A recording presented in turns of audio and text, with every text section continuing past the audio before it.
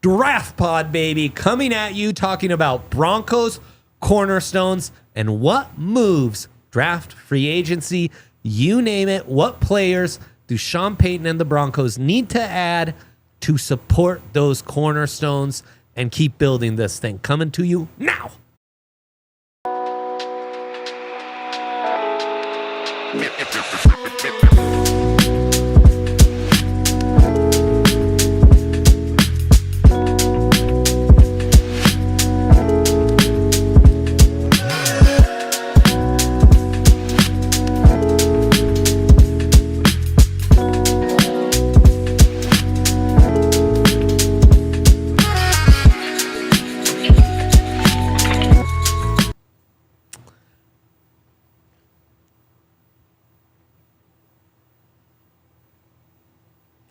DNVR Draft Pod. That's right, baby. Sing it with me, boys. They're sleeping on the job per usual.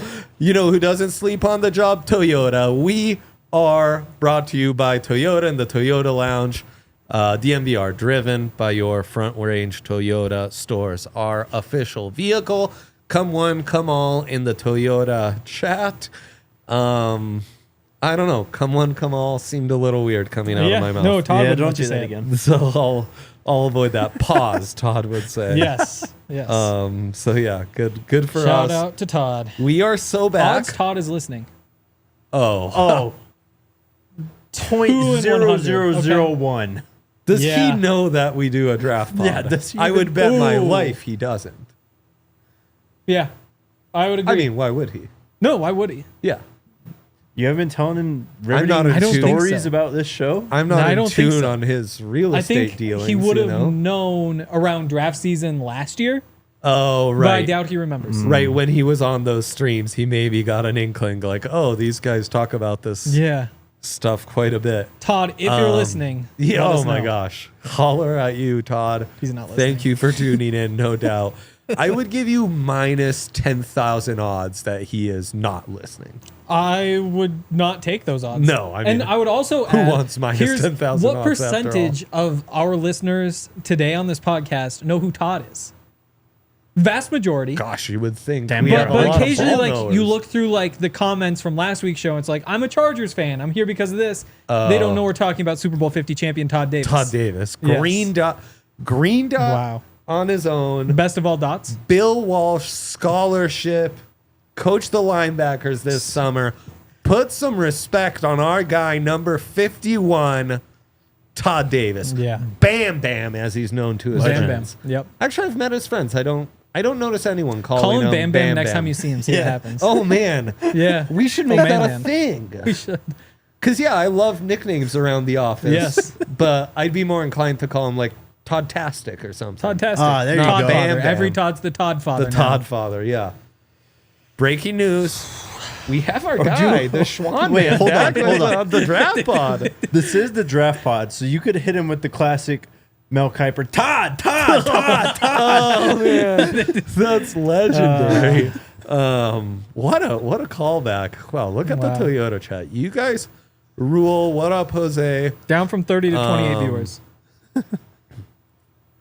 Right. I think that means we should start the show. Oh yeah. Okay, let's do it. I was getting my tweet out. So yeah, everyone enjoyed last week's topic. I really appreciate you guys all tuning in. Hopefully you enjoy this one too, because we want to talk about the Broncos franchise cornerstones. That's right. How many are there that are legitimate cornerstones? And how do you maximize them going forward, starting with a plan for the 2025 offseason? We've got Big Hank here to suggest free agents and current pros, and we are here to spit out some draft names. And, gosh, we should probably start from the Broncos quarterback. Yep. That's a cornerstone. And, you know, you can get into the debate whether it's like, how sure are you he's your franchise quarterback? Or what. The point is, you're approaching this as if he is your franchise quarterback. And Yes, he probably is. 100%. And the plan is give him a rookie contract. You figure out what it costs to keep him. He's on that path, and that means you build around him, give him every chance you can to succeed.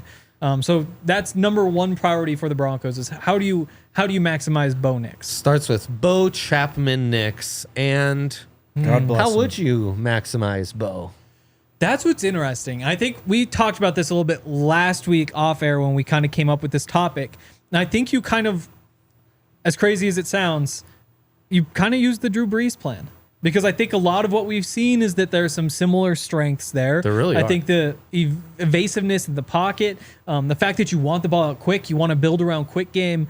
Quick decision making. Exactly. He'll hit you deep, but that's not. He's not Ben Roethlisberger. That's not what you're all about. Yeah. So I think that sometimes it's easiest to say, how would you build around somebody who we all have a better picture of in our mind versus a guy we've seen 17 games from? That's where my mind goes first. And so, to me, starting point, I want a big receiver who I trust to win one-on-ones.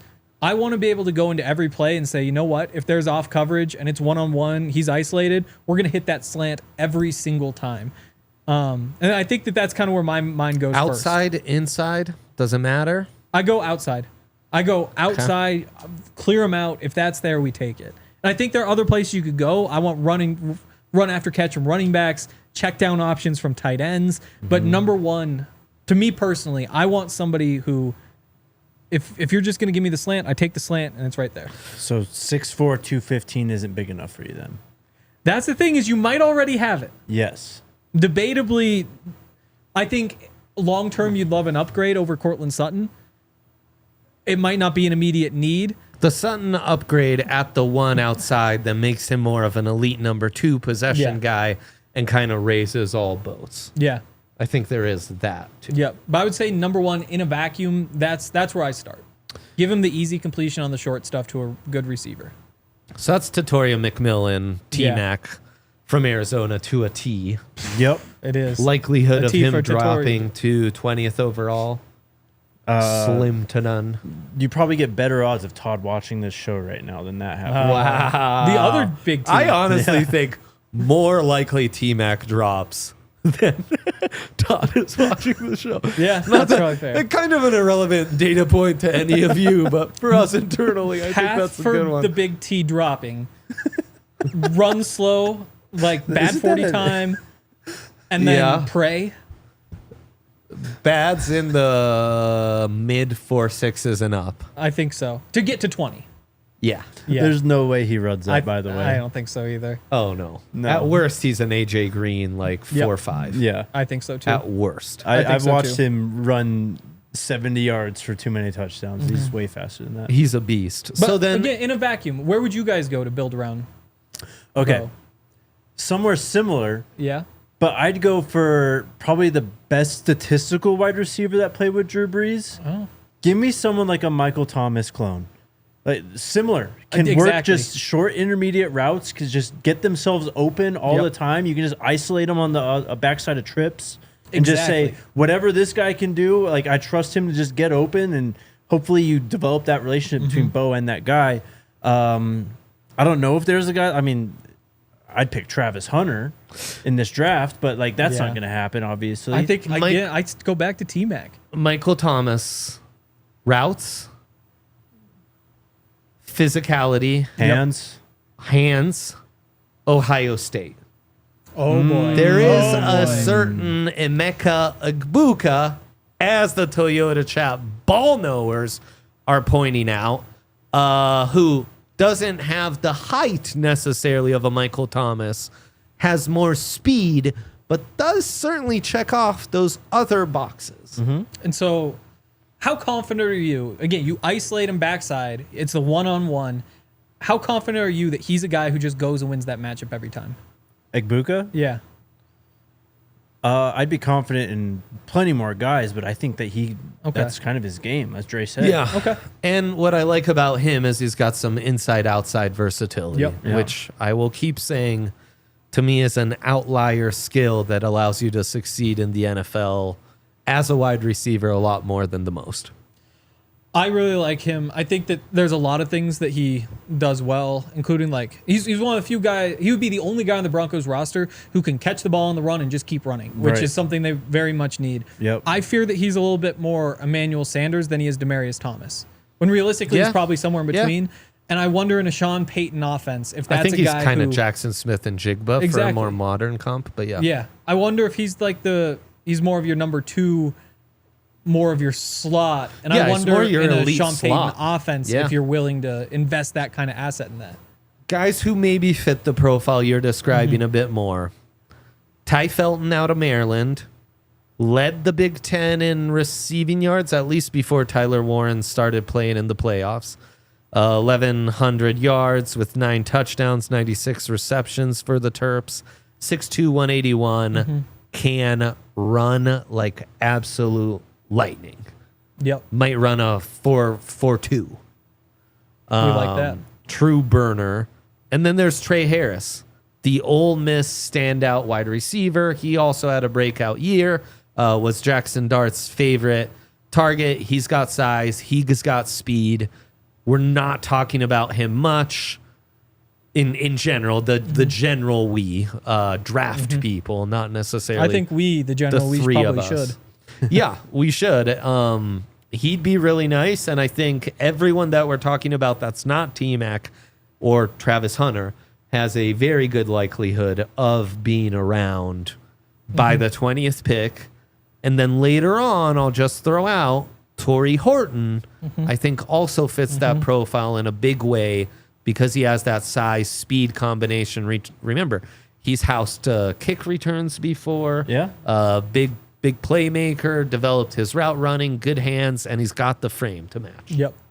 Hanks guy, though. Yeah, I go back to Trey Harris first. Okay. I think, again, if the fear with Ibuka is that he's more Emmanuel Sanders than Demaryius Thomas, Trey Harris very much in that Demaryius type mold. Like big guy, runs after the catch. I think that, again, is like that true number 1 off coverage. You get the ball in his hands and make something happen. That's an incredible weapon. He's very T. Higginsy. Fair, yeah. Maybe a little bit Thomas too long. Was such a physical specimen, but very T. Higginsy. Yeah. Which, like, I don't know if T. Higgins cost you what in the open market? $30 million. $30 million, maybe just using the 20th pick on a rookie contract that's cost controlled for 5 years for you is a good way to go about it. I wonder, Ibuka, you're talking Emmanuel Sanders, how close could he be to Justin Jefferson? And how intrigued would you be by a Justin Jefferson in this offense? I would be very intrigued. I think that could be, again, he's that guy.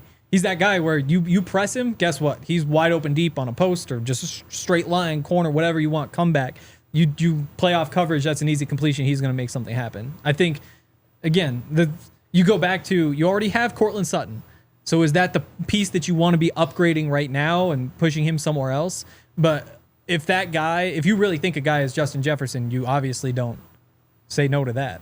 Who is Hank's guy? Alec Manor. Yes. Yeah, no, he's that kind of not a friend of the show. No. Famous not because Enemy he had of that the one show. But he called him out, I mean, like a year ago saying that he liked him. Yeah. Yes. Yeah.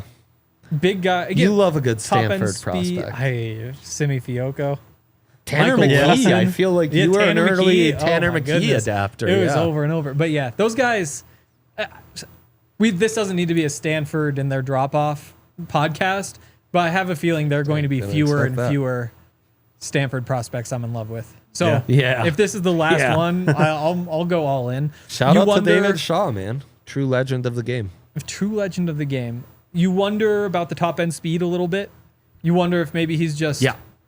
How much of an upgrade really is he over a Cortland Sutton? Yeah. A different player, obviously. Is he an upgrade on Vele? I like that question. Yeah.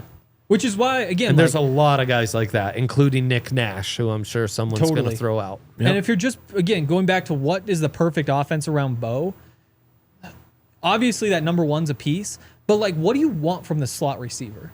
Like, as a slot receiver, do you want like a speed slot there who's stretching the field? Right, and you probably have that with Mims already. Exactly. I think you probably want somebody who just finds patches underneath somebody who you can use more often, because you don't think of as Bo as a guy who's hitting that deep ball over and over again. You're thinking of the guy who gets open underneath, and maybe the deeper threat is that tight end who's more of the seam, like bender type. Yeah, we need a guy who can win one-on-one matchups.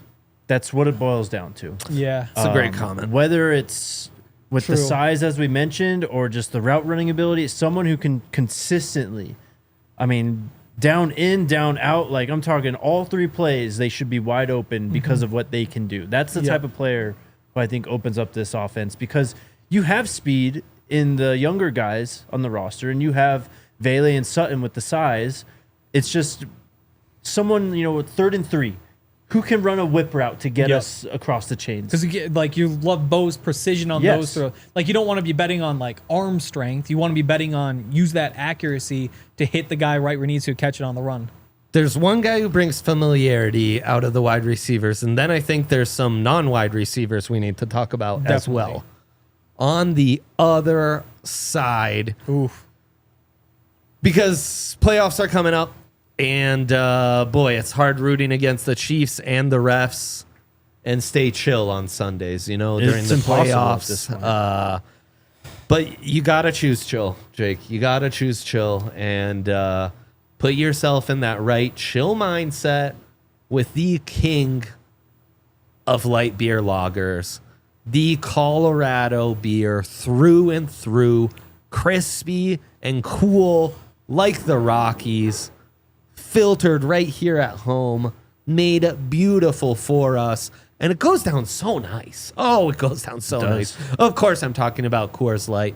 You see the Coors Light bucket. It's what got us through that watch along against the Bills. It's what got Hank and I through the Hollins challenge. Totally. We're going Nuggets game. Friend gets off work at 4. Just said like, okay, I'll get some Coors Lights ready. Meet at my place. Walk over to Pete's. Have more Coors Lights. Walk over to game. Get a tall boy Coors Light. Incredible. Oof. What a way to live. That's how you choose chill right there. Choose chill this winter and reach for a Coors Light. Get Coors delivered straight to your door when you visit CoorsLight.com/DNVR, or you can find it pretty much anywhere that sells beer. Celebrate responsibly. Coors Brewing Company, Golden, Colorado. And Jakester. Yeah. Bet365. They're obviously an amazing partner. Them. It's the only place you can use our code DNVR365 at sign up. Excuse me, I had a burp there. It's the only place you can find our custom bets. And right now, Jakester, we are monitoring some draft props with some heavy movement with the odds for the first overall pick. Am I late to get the Travis Hunter? 15 seconds. Tell Hank what's going on. Oh. You're literally 24 hours late, Hank. Yeah.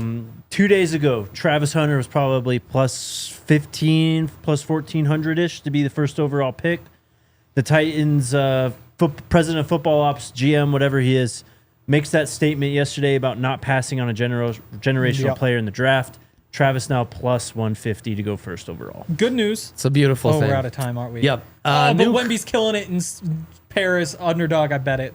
There's the short story. That's a shame. New customers now get $150 in bonus bets when you bet $5. Win or lose. Must be 21 plus, physically located in Colorado. Please gamble responsibly. If you or someone you know has a gambling problem wants help, call or text 1-800-GAMBLER. Okay. The familiarity aspect. We've watched plenty of Bo Nix Oregon tape. We know how much him and Tez Johnson, his star slot receiver, vibed.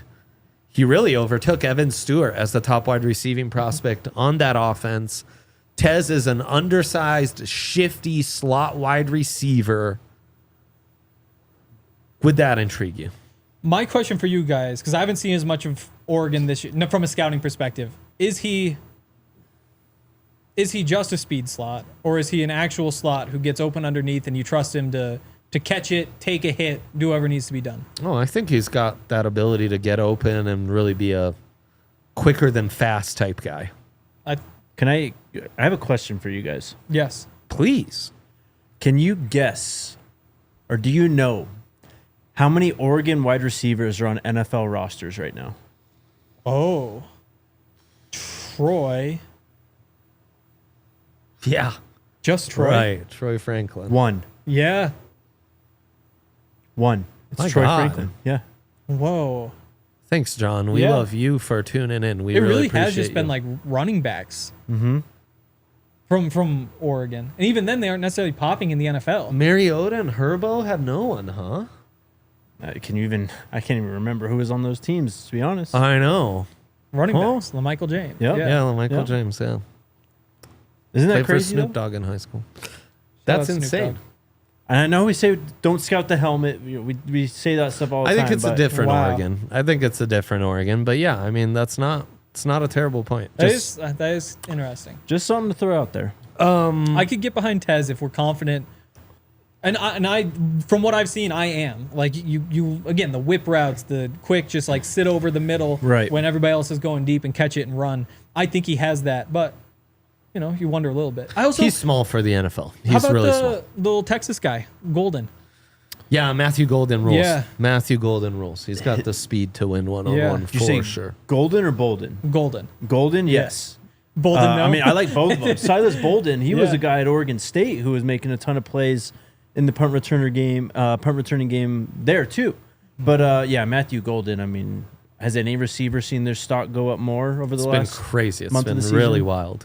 Are we sure that's more important than a running back in an offense that has had a running back over 50 receptions in back-to-back years? No. And I present to you once again Brashard Smith, the Okay. SMU running back Yep. and former Miami wide receiver, Yep. who would be perfect in that role. Xavier Restrepo, if he's cheap from like the slot also. I know. Are we out? I like it. I think he's tough. I think he's physical. I don't know that he has like the physical traits No, to he be. gets open nicely. He gets Yeah. open nicely, and If- he's. I was looking up someone comparable, and he's like bigger. I forget who that comp was. For Restrepo, Yeah. I don't have one off the top of my head. I Gamer. liked him this year too, though. I thought he made Very clutch productive. plays for the He did. Very Hurricanes this productive. season. Yeah. Also, pass protection. Is there anything about that you do differently when you have a quarterback like Bo? I don't think so. Like, get a little escapability. You like the ability to step up for sure, and you have that in Powers. So with Drew Brees on the Saints, what they always did, they beefed the hell up on the interior offensive line. I mean, they invested in Sean Payton just invested in the offensive line. But you know, think of Drew Brees. Like, how often was he like rolling out? You know what I mean? Yeah. He was what you were saying, stepping up, just like a step here, step there, to avoid the rush. That's what happens when you have a good interior offensive line. If you want to follow the blueprint, I mean, you already got a guy, Meinerz, who I think we Yeah. all love. A center, maybe another guard, and that's really duplicating what they did in New Orleans. I wonder, here's a crazy idea. When you have somebody like Bo, you trust the ability to step up. Can you have a weak right tackle and pass protection because you trust that, you know, the edge wins outside, he'll escape inside.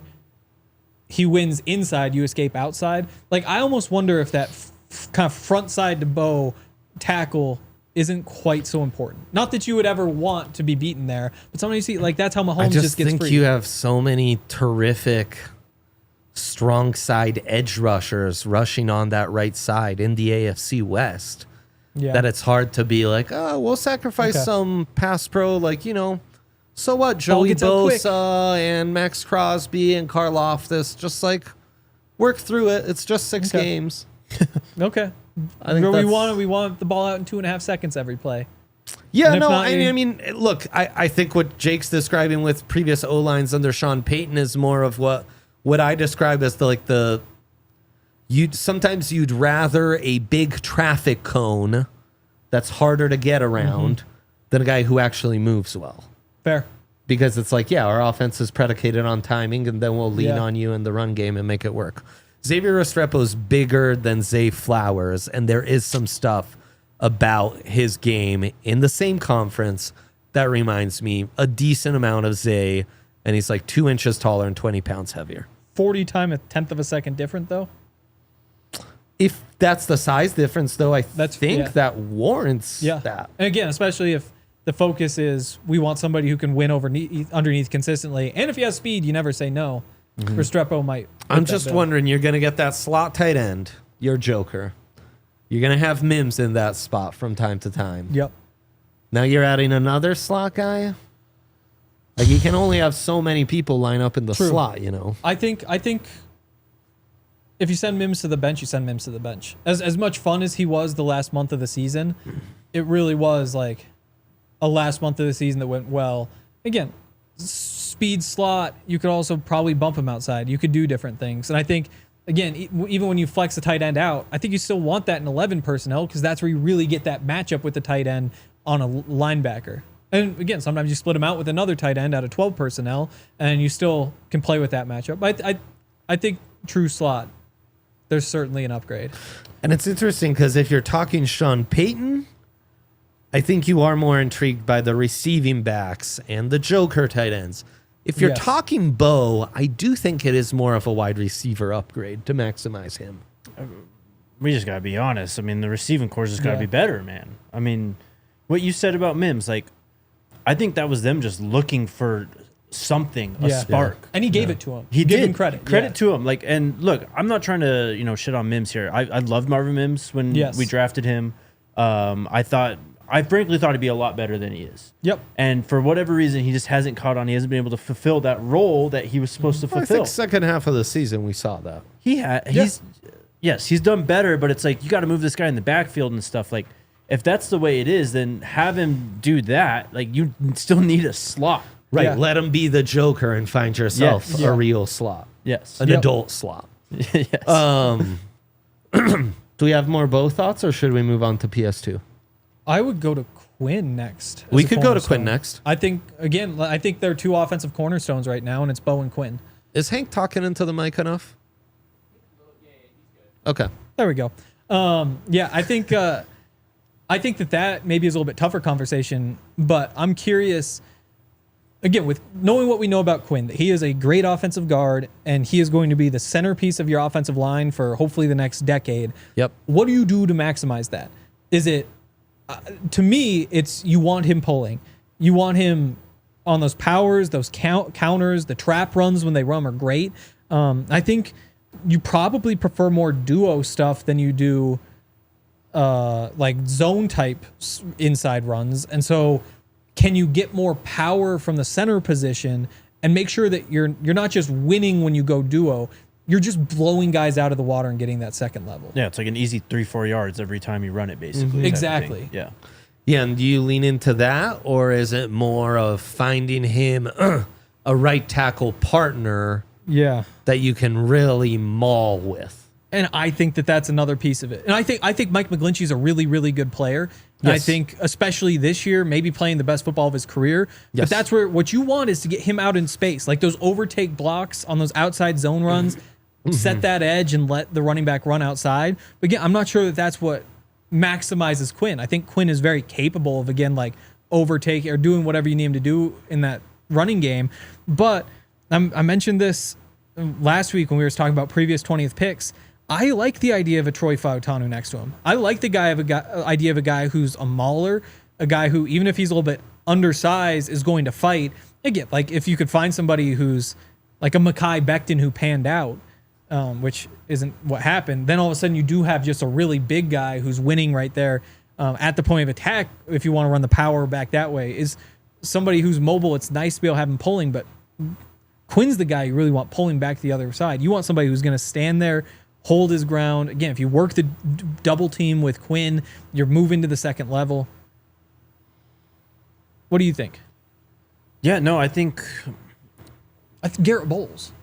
Right, yeah. I think that tackle, you want to get a mauler next to him because, like what you just said, Quinn's probably greatest strength is probably pulling at this point. Yeah. And you know how nasty he can be when he's moving on the run like that. And for me, I'd be more worried about the area he's leaving as opposed to the area that he's going to. That's you know fair. what I mean? So kind of what Dre said, give me just a big right tackle, someone who's almost just hard to get around, who can kind of just wall off, just so you don't have tacklers come from the backside type of thing. But at the same time, like you get a monster center, like you were saying, and you can just run duo with those two guys, and all of a sudden it's like you have basically your version of the tush push with a halfback dive. Like that's almost unstoppable. Exactly. So I see both sides of it, I guess. Yeah. immediately what you can do is get another center. I think Luke played pretty well. He's very mobile, but you want to be able to just line up and say, we are going to push this defensive tackle back. Yep. We're going to create a pocket to run through, hopefully take the linebacker out, and there's going to be room to run. Both Luke and McGlinchey are kind of more finesse O-linemen than. I've got some draft names for you to address the Mauler right tackle and the Beast center for you. On the other side of this, where, of course, we are coming to you from the Toyota Lounge. We've got the Toyota chat going off. Leave us a like. And we're here to tell you about Toyota. Such a great partner and such great trucks and SUVs for this time of year. You know, you want to be in a Toyota when the weather and the roads and the cold is like this. Trucks, of course, have always been part of Toyota's DNA. You know, they've always got you covered for some off-roading, like their iconic Land Cruiser. They offer endless models, 17 models with all available all-wheel drive and four-wheel drive, like the epic 4Runner. Toyota, man, they really are very Colorado through and through. The most Colorado. They are suited. Visit your Front Range Toyota Clearance. stores. Seems like they have good clearance. At a location near you, AutoNation Toyota, Arapahoe and Centennial, Corwin Toyota in Boulder, Groove Toyota in Littleton, Mountain States Toyota in Denver, Stevenson Toyota East in Aurora, and Stevenson Toyota West in Lakewood. That's my hood. Toyota, official automotive partner of the NFL and the official vehicle of DMVR. Toyota, let's go places. Let's go places. Much like the Broncos in this, taking the next step in this championship window. And of course, it's a great time to be alive. It's the great time to go to the DMVR bar. Watch yourself some playoffs. Whew, do it. Playoffs? Playoffs. Playoffs? Man, I mean, it's that time of year where I start to look forward to March Madness at the Mecca. That's going to be epic. Avs Nuggets. It's Avs Nuggets season. All sorts of great watch-alongs, all sorts of great takeovers. One coming up in February for the Avs. Upping our stuff. Got a suite. I mean, it's going to be a phenomenal time to do that. Getting to meet all the fellas. And yeah, man, I mean, there are so many great events we do. QR code there. thedmvr.com/events to see everything we've got on the calendar. And you've got the link in the show description. Come on, you know this stuff. Can I throw something at you about March Madness? Please. So I'm going to one of my friends getting married. Bachelor party in Vegas for the first weekend of March Madness. I really wanted to say, like, Vegas, awesome. DMVR bar for March Madness is almost unbeatable because there are TVs everywhere. You can see everything. Like I literally have thought about playing Nicky Madness at the bar. Oh my so goodness, many I love times, Nicky Madness. and just yelling bang and having random customers look at me like I'm crazy and embarrass Ryan terribly. Woo-wee. Oh boy, Nicky Madness. Nicky What a time. Madness is incredible. Incredible. Save me that bucket because I'm ready to play Nicky Madness. I have one more thought on Quinn. Cool. He can do anything. Like, that is the one thing we've like. He is agile. He is mobile. Yeah. What you remind me of the cornerstone conversation. What you want from a cornerstone is not for the cornerstone to make up for the problems with others. You want to maximize the cornerstone. You know, do what the cornerstone does best. He's not a patch. He is the thing he's the thorn in the other team's side. He's your identity Exactly. you lean into, yes. I think He's the definition of a tone setter. exactly. So how do you Also, let him set that tone? All interior linemen, all guards not created equal. I saw Jose asking, can a guard really be a cornerstone? I think right so. guard that leads the way Quinn Meinerz does? Yes. If you, And also don't forget, like, just as strong side edges are a problem in the AFC West, you know, guys like Chris Jones are a problem. Adam Butler now for the Raiders. I guess free agent, but Christian Wilkins. Christian much better example. Yeah, Adam Butler, huh? Interesting. Yeah, no, Christian Wilkins definitely the tackle you think of with the Raiders. Mauling right tackles go to schools that rock Buffs colors but are not the Buffs. Marcus Membau, Purdue. Armand Membu Missouri? I'm in. Sure. Right. I mean, the fact that these guys have similar last names spelled differently, they're both right tackles, and the jerseys are similar. Do you know how much that's confusing me? I can Do you know only I had a imagine. 3-day stretch? I thought they were the same person. I totally believe that. Gosh, that Wow. messes with my brain. So yeah, those would really fit. There's some other right tackles in this class, but it's very buyer beware, including a Johnny Cornelius, Oregon former teammate of Bo Nix's. Watch the Ohio State tape where he's just getting destroyed by those edges, and I'm kind of out. There's a lot of guys like that, a lot of short-armed kings. Cameron Williams, the Texas right tackle, upside for days. Currently he sucks. So that's the right tackle situation. Center, Jared Wilson, Georgia, mauler. He would be perfect, absolutely perfect. And then I don't know, would you want to convert one of the top guards? Tyler Booker, the left guard from Alabama, Donovan Jackson, left guard / left tackle for Ohio State. What a second half of the season he had, converting to the blind side, to being the blindside protector and really performing well. What about this? Pairing Quinn with North Dakota State left tackle who have to shift inside, Gary Zabel. Okay. He's also got some, know. he's got some sauce coming out the helmet. Let's go. Oh boy. Pairing those two guys, just a couple of Midwestern FCS kings. I know, Quinn's D3 FCS. D3, yeah. Not even a Scully. Man, you pair those two up. You know those graphics where it's like, guess the team by the schools, and it just shows like the dots of positions. Oh boy, that right side of the offensive line would send people for a loop, bro. I know. I think Damn straight. center being its own conversation, I would love an upgrade center. I think the other piece that I would love to see is some big, high ceiling, maybe low floor type tackle who sits on the bench for a year. But then, you have conversation. What Garrett Bowles has a couple years on his deal. A developmental maybe he slots in there. left tackle, Maybe he slots in for McGlinchey. Maybe he slots in for Ben Powers. But somebody who you feel really good about being that big mauler. And if it doesn't work out, it doesn't work out, because that's fine. You have Bowles, Powers, Meinerz, McGlinchey. Good setup. It's just, can you find somebody? I think of a Matt Parrott, who's now on the roster. Yes. A guy who, 3rd round pick, had the traits, late bloomer, late to get into football. Didn't quite work out, but somebody like that would really make me happy. Cameron Williams, who I just said sucks, from Texas. He fits that bill to a T. Sucks but athletic, I'm in. Yeah, I But mean, he's a fights, developmental tackle. exactly. Like, currently he sucks. Might he be really good? Yeah, he might. I'm all in. Blake Miller, the right tackle from Clemson. Okay. Who's a developmental guy. Marcus Bryant, left tackle from Mizzou. Like him a lot. He's sometimes I think he's better than the Membao kid. Or gosh darn it. Yeah. Yeah. Okay, where to next? Nick Bonitto's maybe a more interesting conversation than PS2. Yeah. And I think Franchise let's hit cornerstone, yes or no? Bonitto, yes. Yeah. Yeah. It'll Well, become official when you give him the contract, but yes. Film Broncos Twitter, which is the niche of the niche of the niche. They have turned on him. They have mixed opinions Why? because he's not the best against the run. Yep.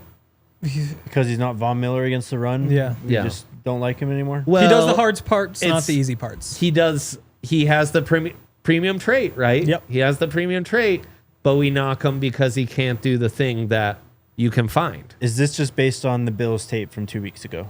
I think there Big was piece of some it. murmurs. That's where my pre-Bills questions tape, came in.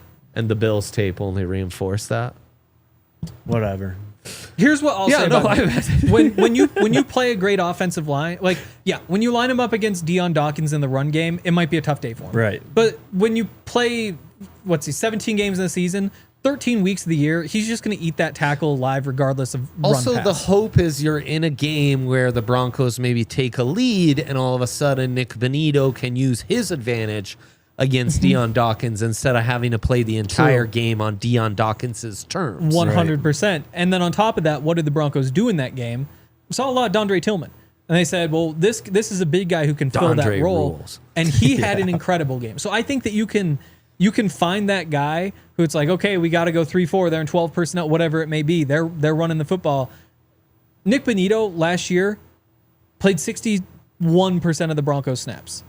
61%. Like, that's what a starting edge rusher does. So if you have to take him off the field, if that 39% is run situations, not the end of the world, because he's a freak as a pass rusher. So maybe that is something you find, though. Like, realistically, if you had another dominant edge and you split Jonathan Cooper, Nik Bonitto, again, that you're reducing somebody's role, but maybe Cooper fills in a little bit on the other side and he gets to his 61% or maybe too. Cooper gets some JFN snaps as well. True. Sure. Yeah. And maybe it's JFM gets some of those Bonitto backup snaps when you want to go big, because we've seen him play as like even a wide 9 as a jet in the past. So yeah, I think it's figuring out how you want to patch the spot behind him, what you do with that 39%, and it's finding somebody who can be physical against the run. Right. And is that in the form of the edge opposite him? I've seen some Jack Sawyers thrown out who would be intriguing. Yeah, sure. I think it's a. He's all right. Yeah, he's good. Bit of a crybaby. Oh, okay. Yes. We don't like that. We don't like that in an edge rusher. If We you're a don't receiver like and you're a whiners crybaby on this show. if you're a crybaby receiver, we can get beyond it. whiners. We've always said that. Of course. When Ryan Day, crying Ryan, was Crying whining Ryan. about Lou Holtz's This comments, guy. we held his feet to the fire on this here pod, you know? Totally. Yeah, when prospects cry during draft day, we'll always mention on the live stream, is that a red flag? And it is. It is. Look at Bo Chapman Nix. Is he crying when he gets the call? No. Yeah, He never and then cries. That's Look exactly at right. Paxton Lynch. What did he do when he got the call? Cried. What Again, we're not trying to be insensitive. We're big Caleb Williams guys, but did we underanalyze the crying? It's possible. You know what? This I'm is being actually facetious and silly. Okay, we're not trying this to is be actually a quote from Bo Nix toxically on the draft call, masculine. though. Yes. Let's go win some Super Bowls. That's That's what not. you It's want. not crying. It's let's go win That's some what Super you Bowls. want. Exactly. That's his job. Frankly, if I Exactly. was saying that to whoever on the phone, my voice would crack and I would cry. Yeah. But I would again, cry. That's not why a we're great here. draft pick. Terrible draft That's pick. why we're here. Great draft And analyst. you would probably though. have retired. To be I fair. know, I'm older than Todd. I know. I'm older than Todd. You are. It's always crazy to me that I'm older than Todd. Yeah. Okay. Over under. How many more back Todd on track, Davis back mentions on on today's show? Shout out God, we Todd. love that, Haven't man. heard from him, by the way. We really love that, man. Yeah. Surprise, so surprise. back to I'm not Nik reached Bonitto. I think that what you want, I want to see a dominant edge on the other side, because 2 is how you go crazy. DeMarcus Ware, Von Miller. Like Right. Super Bowl defense, that's the type of stuff you do, not the other S word. So I think there's room, even if it's a Shaq Barrett, Shane Ray on that team as well. true, even if it's a situational pass rusher, then all of a sudden you have that. Cooper can play a bunch of other situations. More so than adding some premium beef up top in the form of a odd front lineman, a DJ Jones replacement. Not more Obviously, so. we have mocked Kenneth Grant here. We talked about Fran's insights on his mock draft last week. There's plenty of guys up front that are really fun in this class. And I think Zach Allen also a cornerstone. And I think Agreed. that Yes. you go for Bonitto, you have like the what do you do with the outside linebacker room? I think what do you do when you have Bonitto and Zach Allen with the front as a whole is interesting. Because what they did last year was say, we're just going to rush 5 more than anybody else. Everybody gets a one-on-one. We'll win one-on-ones. Right. right. I wonder if that's sustainable, or I wonder if it really is say, hey, we've already got JFM. What if we add one more premier edge rusher? And I know you paid Jonathan Cooper one more, because then you're getting those one-on-ones for almost everybody, and you trust them all to win. I mean, There's a lot of edge talent this year. I see what you're saying, but why not just do that on the interior, though? Fair. Like, if you can get... Upgrade JFM. And look, man, this is just damn near impossible to find. I mean, every team is looking for a 3-tech who can rush the passer Yep. and also stop the run, and is just nasty and a problem that you have to game plan against. Like, that's obviously the ideal fit. Like, I don't know, Mason Graham is probably, you know, the most disruptive interior defensive lineman in this class. He's He is. probably out of the question for the Broncos. Yep. But someone like a Walter X Nolan or a Derek Harmon at the back end of the first round, you know, maybe not a 330-pound guy or even a 315, especially for Nolan's sake, but someone who's just got, you know, otherworldly strength that can really command, you know, double teams and rush the passer And at the some same time. ability to penetrate I in the think that's the big backfield. thing. Yes. I've seen an Aaron Donald type thrown in the chat. I'd be which- down for Aaron Donald. Look, if Aaron Donald's type is available, Warren Sapp's available, yes, you should jump Sign on me that. up. That's the thing is like Tyleik Williams really had some great playoffs for Ohio State, Yep. 91. Yep. Shamar Stewart, the Texas A&M edge rusher, but he's got some size, kind of more of a JFM type. He potentially could be an absolute game wrecker. You know we're doing a podcast here. What is going on? No, I don't think they I do saw know. a cop with Montana plates yesterday. That's sick, man. Took a picture if you want to see. Can send it to the producers. Welcome to him. Yeah, put it. Yeah, send it to Riley for sure. Sorry. No, I think that up front, yeah, is more of a need. But I will say the edge depth that this class presents, when a Princely Umaniman, Yep. a James Pierce Jr., Nick Scruton, Mikael Williams, someone like that potentially drops in your lap at 20, Jack Sawyer, you're going to think about it. Yeah. For sure. Again, and the Thumper inside linebacker needed? Because I've seen that in the Toyota chat. oh yeah, I mean you only have Alex Is that Singleton, Alex Singleton? Lavelle Bailey. I wouldn't classify him as a thumper. I think I think he's good. I think he's good in the run game, but he's long, he's lean, he's fast, and probably faster than people give him credit for. Maybe we'll see what happens with the ACL, but he isn't that stocky. Josie Jewell's a thumper. Josie Jewell's that I'm hitting this gap and you're going down. Alex maybe a little more run and chase and well-rounded, I would say, is a perk of his. There's room at that linebacker next to him. Again, maybe this isn't a cornerstone conversation, but there's room at that linebacker next to him, I think, either for a thumper or for a true cover guy. And it would really change that look of the defense depending on which way you decide to go. But remember, they chose Drew Cody Barton Sanders last year. as your thumper. Yes, then say you're hitting this dude's A gap really every good, time. right? Yeah. Coming downhill. That's Yeah. what he specializes in. Yeah. I'm kind of over the quote-unquote thumper, to be Same. honest. The NFL's kind of over the Even thumper. though Boss had a great thumper, They did, yes. their thumping linebackers kind of made their defense by the second half. I mean, Obviously, other pieces, yes. but I just value, you got to cover, man. Yep. And that's And where Sean would say the same thing. Yeah, the Broncos got taken advantage of in that Buffalo game because of that. Yeah. Like, you just got to cover. Like, I don't care if, I mean, shoot, I'd give off an extra, I don't know, half of yard in the run game on average if it meant that big we had a number. linebacker who could just make some plays from time to time. Give me a pass breakup on a third down downfield. And this is where I think you look at what do you need to do to become the best team in the AFC. I mean, that's how you win Super Bowl. What you do is right now you beat Mahomes, you beat Josh Allen, you beat Lamar. I know the Bengals are down, but you probably throw Joe Burrow in there. So taking away the easy stuff, having some linebackers who can make some plays, that might be where you're at because you're not facing many dominant rushing attacks. It's the Ravens are the representative there with Derrick Right. Henry, but I'm pretty much with you at this point. But how do you build a front to make up for that? I think is probably the next question. Because they need to be great at stuffing the run, which the Broncos, Yes. I think the front kind of was great at stuffing the run, and maybe the linebackers let them down a little bit. No, I agree. And I how think does that's that exactly change how with it went. DJ Jones's departure? Yeah. I mean, it's one of the questions of the offseason, but Maybe the question. I mean, look, when you're bringing up, Patrick Mahomes and the Chiefs, and you got to beat them. I mean, of course, but look at how often they utilize the screen game, the RPO game, like that's run and chase, man. Yep. Like you can load up on the defensive line if you really want to, get better at stopping the run or whatever.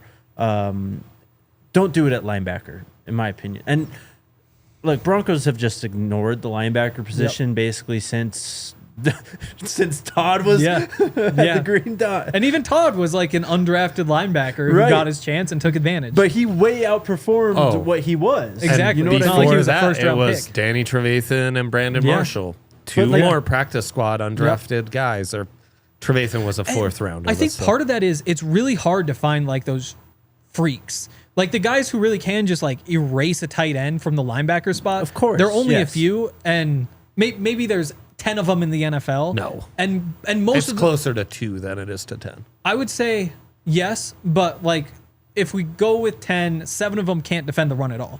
Like you're looking at like a 220-pound guy who is kind of unplayable for other reasons. Right. Yeah. Like a Mark Barron back in This the day. class Yeah. has Yeah. a guy like Jalen Walker and a guy like Giad Campbell who maybe are those freaks all around backers. Yeah. If you're ever going to take a chance to find one of those guys, it would be this offseason. Because whatever they do at linebacker, they don't have the most money to spend to upgrade. Obviously, they aren't going to the draft with only Singleton, Lavelle Bailey, and Drew Sanders, if he counts, on the roster. They're going to make a move before them. But that's the big hole on defense. A guy I like is Ole Miss's Chris Paul. Plays linebacker. I mean, really good point guard. 6'1", 235. Maybe a bit bigger than the guys that we're talking about, the speed and cover guys, but this guy runs all over the field, man. So, and it's not a premium. This wouldn't be a premium pick either. Like on the consensus board right now, he's at 111. Right. No, he's very much available. I think Danny Studsman from Oklahoma would be interesting. Cody Barton's brother Lander might be intriguing. And Jose chiming in on the Toyota chat that since drafting DJ Williams in the first round in 2004, the Broncos have used 2 picks in the first 3 rounds on linebackers in 20 years. Yep. That's 68 picks, 2 draft picks at linebacker, Drew Sanders and Nate Irving. That's crazy. Yeah, and Drew Sanders kind of a hybrid too. Yeah. Nate Irving did get paid. Is Pat the last cornerstone? Unless somebody has a crazy take about Brandon Jones. Yeah. I mean, Pat. Mims is the only all-pro that's not Bo that we haven't talked about, but obviously he's an all-pro for special teams. So, yeah. I think that this is a kind of interesting discussion. How do you maximize Pat? So I think the easy answer is, well, you get ready to play a bunch of cover 1 and let him just lock down number 1 receivers. I think there's something to when you put him in like those flats, he'll make plays because he'll press up and make things happen underneath. Also dropping back and taking away those hole shots, elite. And so I think you could go a bunch of different ways in terms of how do you best use him. And maybe it's just as simple as like it's the cover 3 stuff he's been running since Bama. But I honestly don't know whether you just commit to playing man across the board or what. Because he's somebody who can do everything. I think that's more the route you'd want to go. And even with Riley, that proved to be a pretty fruitful situation. So I don't even think it's coverage related, how to maximize Pat. Huh.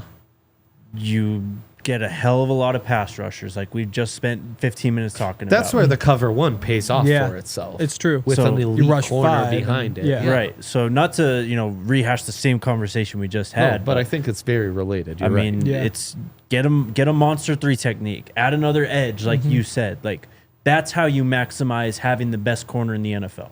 And then do you then say there are 10 teams in the NFL who have receiver duos that are concerning, where it's AJ Brown, Devontae Smith, Tyreek Hill, Jalen Waddle. Right. We saw it happen with Jamar Chase and T. Higgins. Do you need to have a second corner who is maybe not that good, but is very high level to be able to justify it? Because Riley, good corner. I'm not convinced that he's one of the 15 best in the AFC or anything, though. And you might want 2 of those guys. Do you see the upside for him to become a top 15 corner in the AFC? Because I do. Certainly enough. Yeah. Enough to say you run it back and see what happens. As an outside corner, at least. And I think that's the X factor with Riley is that I think between Riley and Jaquan, I love what I've seen. You certainly need more, though. And with Jaquan, again, it's just the plays weren't quite there because he has his limitations in man coverage where it's like he's not the stickiest. You run him against a Marvin Mims, for example, all of a sudden there's some mismatches there. If between the 2 of them, 4 years from now, you say, wow, that guy is great, then you can patch the other because Riley can move to the slot or he can play the boundary. And Jaquan's great in the slot, so you can find an outside guy. Yeah. I don't think know, they're honestly. pretty set at corner. I think so, too. I agree. It might be more that deep safety. Like, could you find an elite deep safety to pair with Pat? Like, can you find, Richard Sherman, his Earl Thomas? Right. No, and I think that's where I was going to go is that, you mentioned the running the cover 1, cover 3 stuff. You just said his name, Richard Sherman. I mean, they just kind of let him freelance and do his thing. And then they would build like the coverage off of that for everyone else. So it's not even like you're not even having. He is dictating the coverage, but he's just like so good and allowed to just kind of do his own thing that you also don't really need him to make a coverage choice. You know, if that makes sense. Yeah, and you say like we're running cover 6 or whatever, and he's on the backside, and it's basically a one-on-one. Exactly. But there's more help on the other side. Yeah, exactly. That makes sense. So getting, I think what we saw this last year is kind of the recipe. I mean, the corners I think are fine. Like, you want to get better, like depth-wise for sure. But if you, Justin Simmons in his prime type of safety that can help kind of what we were just talking about, kind of help while Pat's locking down one side and you got the, this all-pro type safety on the other side that just helps everyone else in that area. Yeah. I think that's how you cash in on that. Yeah. I forgot that analyzing routes and backhand coverages was like Jake's specialty. So I just sat back and watched my guy cook. I love it. I fucking love that so much. I always love your insights on that stuff. Thank you. I think a safety makes a lot of sense. And I think what I would want is somebody who can play the deep middle so that you can use Brandon Jones as like your tight end eraser, blitzer, whatever you want. I also kind of want to see more cover 2 next year. And I get like with PJ's limitations, that doesn't make sense. But I love Riley in those flat zones. I love Pat. I love Jaquan. I love what that does for your linebackers. And if you could go with like a Tampa 2 type thing, I think Alex can almost do that and might be able to. Or you find a new linebacker. But what you need is another safety who can play half the field. Yes. To me, coming out of the Buffalo game, safety was one of the biggest needs that I saw from that game. Yeah. Malachi Starks would be an elite safety at that. Then you have some more bangers. Xavier Watts from Notre Dame, though, might be a good guy as a cover 1 corner. Rod Moore, Michigan. Billy Bauman Jr., Oklahoma. Yeah. You've got some guys in that range, and you've got some guys who are more, like safety who could be your 7th man in the box. Yeah. Like maybe that's how you stop the run. Yeah. It's tough because I think Brandon Jones, that's what he was known for. And PJ, that's what he's best at. And so I think you want somebody deep. Because again, like I think it's a cover 1 safety for I sure. think that if they added like some Tampa 2 cover 2 to what they did, all of a sudden the feeling you get that you're just really giving maximizing Riley in that scenario. And it's how you want to defend the Chiefs. And it's a change up when you're giving up all that stuff underneath, which I think was the issue that we saw, like against the Bengals, for example. Like there were just a couple of those games where you get that it's a bend but don't break defense, but occasionally you're like, we're bending way too much. We're making this way too easy. Your change up, you flip to that cover 2 Tampa 2. You just need a safety who's capable of playing that other role. There's a fascinating linebacker combo happening in the Toyota chat, which we're not going to be able to get to. What we can get to, though, is a super chat. I think that guy maybe deleted his, but let's go to him, which is fine. We got Julian Vivas, who thank you for leaving us the $1.99. Very kind of you.